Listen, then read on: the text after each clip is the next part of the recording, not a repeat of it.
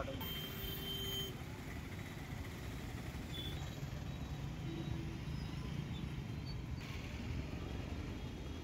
महाराष्ट्रामध्ये आणि देशामध्ये महिला सुरक्षित नसल्याच्या भावना महिलांमध्ये दिसून येत आहेत। आपण पाहू शकतो की बुलढाणा शहरामध्ये जयस्तंभ चौकामध्ये 2 महिला 2 हातात बॅनर घेऊन उभ्या आहेत। त्यांचं असं म्हणणं आहे ते बॅनरच्या माध्यमातून एक संदेश देऊ इच्छितात की मुख्यमंत्री मामा महाराष्ट्राच्या विकासासाठी जसं तुम्ही हिंदुत्वासाठी एवढं मोठं पाऊल आणि एका रात्रीच सरकार बदललं, तसेच आता पण पूर्ण महाराष्ट्र त्याच आशेनं आपल्याकडे पाहत आहे। फाशी देणारा त्यांना मला शाळेत जाता येईल ना मामा, म्हणजे यामध्ये असं दिसून येतं आहे की महिला मुली या सुरक्षित नसल्याचं हे यामध्ये स्पष्ट झालेलं आहे। आणि ह्या 2 महिला इथं जयस्तंभ चौकामध्ये हातात बॅनर घेऊन तो एक संदेश देऊ इच्छित आहेत की मुख्यमंत्री आम्हाला 1,500 रुपये लाडकी बहिणीचे नको, फक्त आम्हाला महिला सुरक्षा देणं गरजेचं आवश्यक आहे।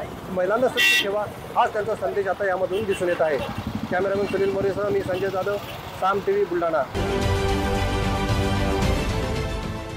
देश विदेशातील प्रत्येक घडामोडींचे लाईव्ह अपडेट मिळवण्यासाठी आता साम टीव्हीच्या सर्व सोशल मीडिया प्लॅटफॉर्मला लाईक, फॉलो आणि सबस्क्राईब करा। तसंच सर्व नोटिफिकेशनसाठी बेल आयकॉन प्रेस करायला विसरू नका।